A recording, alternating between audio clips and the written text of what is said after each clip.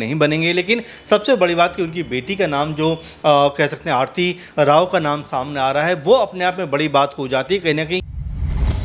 हरियाणा में आज का दिन बहुत बड़ा दिन है। जी हां, सुबह की शुरुआत हम कर चुके हैं और सुबह की शुरुआत का जो हमारा सबसे बड़ा मुद्दा है प्रोग्राम का, वो धमाकेदार मुद्दा है, वो है नायब सिंह सैनी को लेकर। जी हां, काफी समय से हरियाणा में बीजेपी के अंदर सीएम पद को लेकर लगातार यही सवाल खड़ा हो रहा था कि आखिरकार मुख्यमंत्री किसे बनाया जाए, कौन होगा मुख्यमंत्री। लेकिन आखिरकार जब गृह मंत्री अमित शाह ने अपने हाथ में कमान संभाली और उसके बाद उन्होंने नायब सिंह सैनी के नाम पर मोहर लगा दी और ऐसे में फाइनल हो गया। विधायकों ने सर्वसम्मति से यह कह दिया कि ये कहा कि नायब सिंह सैनी ही जो है वो हमारे मुख्यमंत्री होंगे।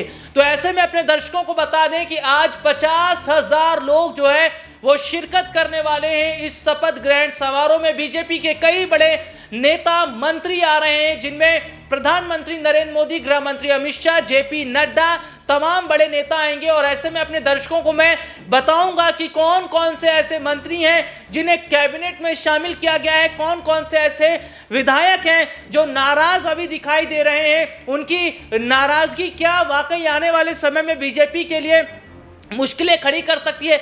दूसरी बार मुख्यमंत्री पद की शपथ लेने वाले हैं नायब सिंह सैनी। जी हां, 12:30 बजे से शपथ ग्रहण समारोह शुरू हो जाएगा। लेकिन इन सब के बीच में एक खबर और निकलकर सामने आई जो शपथ ग्रहण से पहले की है, वो है अनिल विज को लेकर।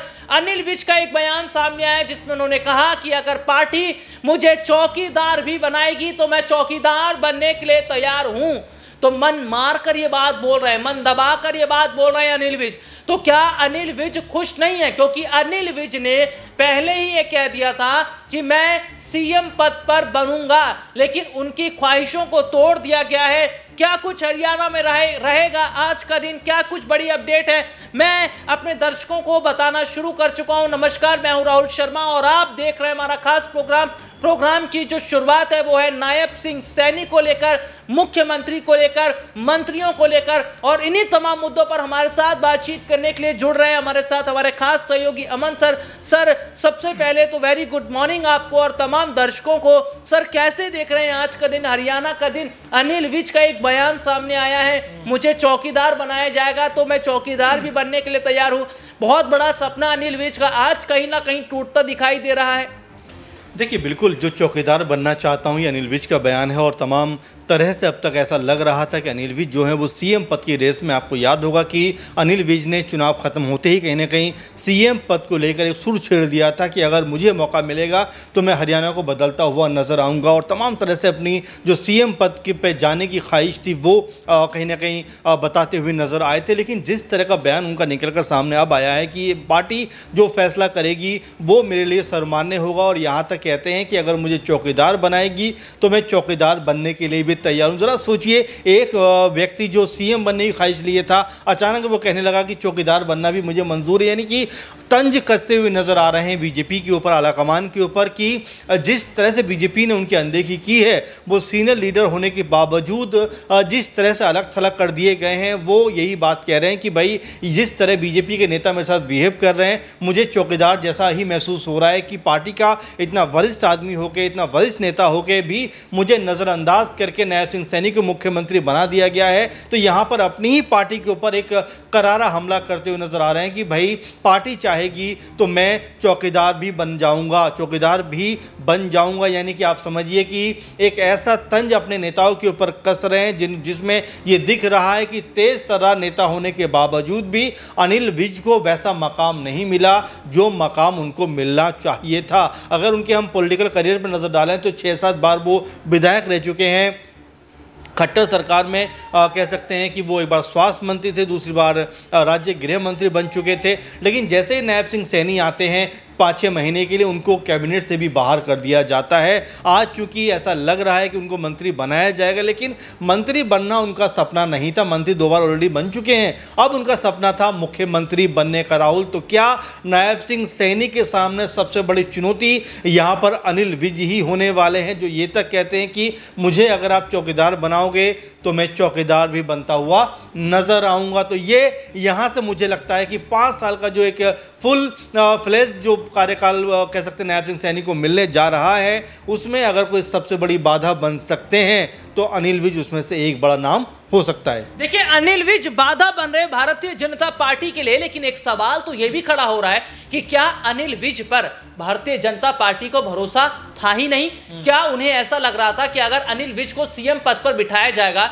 तो विधायक नाखुश हो जाएंगे? अनिल विज क्या हरियाणा में सरकार नहीं चला पाएंगे? अनिल विज भले ही पार्टी में सीनियर नेता हैं, भले ही पार्टी में वो सीनियर के हैसियत से अपना दबदबा रखते हैं, लेकिन क्या फिर भी उनके पास वो काबिलियत नहीं है जो काबिलियत नायब सिंह सैनी के पास है, जो काबिलियत मनोहर लाल खट्टर के पास थी?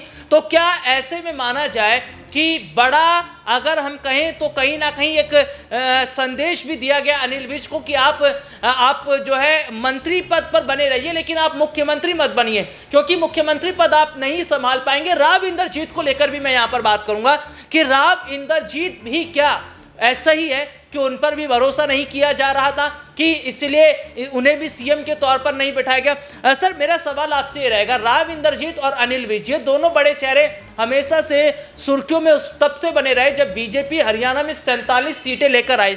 उसके बाद हम ये देख रहे थे कि सीएम पद को लेकर कहा जा रहा था कि अहिरवाल बेल्ट से बहुत बड़ा प्रभाव जो है वो राव इंद्रजीत का है, और दक्षिण हरियाणा में जिस तरीके से हमने देखा एक बड़ी पकड़ राव इंद्रजीत ने बनाई, उसके बाद ये कहा जा रहा था कि हो सकता है राव इंद्रजीत को बड़ा मौका मिले। लेकिन क्या बीजेपी की नजरों में अनिल विज, राव इंद्रजीत, ये दोनों चेहरे ऐसे हैं जो सीएम पद की कमान संभाल ही नहीं सकते? इनके कंधों पर अगर जिम्मेदारी दी जाती तो हरियाणा शायद उतनी तरक्की नहीं कर पाएगा जितनी तरक्की नायब सिंह सैनी के कंधों पर रखकर अगर काम किया जाए तब हो पाएगी। देखिए, जाहिर बात है क्योंकि नायब सिंह सैनी के पास 5-6 महीने का अनुभव बतौर मुख्यमंत्री हो गया है, इसी नाते बीजेपी के पास में मजबूरी भी कही है, क्योंकि देखिए जिस तरह से नायब सिंह सैनी का नाम निकल के सामने आया एक बार फिर कि उनको मुख्यमंत्री बनाया जाना चाहिए या नहीं बनाया जाना चाहिए, क्योंकि अमित शाह ने चुनाव होने से पहले ही अनाउंसमेंट कर दिया था कि भाई चुनाव जो है वो नायब सिंह सैनी की अगुवाई में लड़ा जाएगा। तो ये संभव नहीं लग रहा था कि उनको एक बार फिर सत्ता में आने का मौका मिलेगा, क्योंकि बीजेपी के कट्टर समर्थक भी ये बात मानने को तैयार नहीं थे कि हरियाणा के अंदर बीजेपी की सरकार लगातार तीसरी बार बन सकती है, इसीलिए नायब सिंह सैनी के नाम पर मोहर लगाई गई। लेकिन जब चुनाव के नतीजे सामने आते हैं राहुल, तो हैरत अंगेज बात यह हो जाती है कि बीजेपी पहले से भी अधिक सीटें लेकर आती है, सरकार में आ जाती है। अब यहाँ पर मजबूरी ये बन जाती है कि नायब सिंह सैनी को ही कह सकते हैं दावेदार माना जाता है, उन्हीं के नाम पर अब अमित शाह की कह सकते हैं कि मौजूदगी में मोहर लग जाती है। यहाँ से अब अनिल विज और राव इंद्रजीत का जो दबदबा कह सकते हैं कि लगातार बढ़ता हुआ दिखाई पड़ रहा था, एक तरीके से जिस तरह से दखल उनका बढ़ रहा था उसको अमित शाह ने आते ही ख़त्म कर दिया। लेकिन क्या वाकई में जिस तरह से अभी शांत माहौल अब हरियाणा में दिखाई पड़ रहा है, ये शांति ऐसे ही रहने वाली है या कोई बड़ा खेल इसमें होता हुआ दिखाई पड़ सकता है? क्योंकि यहाँ मुझे ऐसा लगता है कि जिस तरह अनिल विज ने एक बात कही है कि चौकीदार बनना भी मुझे मंजूर होगा, ये बात कहीं ना कहीं ये बताती है कि आपस में जो तालमेल होना चाहिए वो तालमेल नहीं है। जी सर, मेरे पास एक बड़ी खबर सामने आई है कि नायब सिंह सैनी सीएम पद संभाल रहे हैं, संभालेंगे।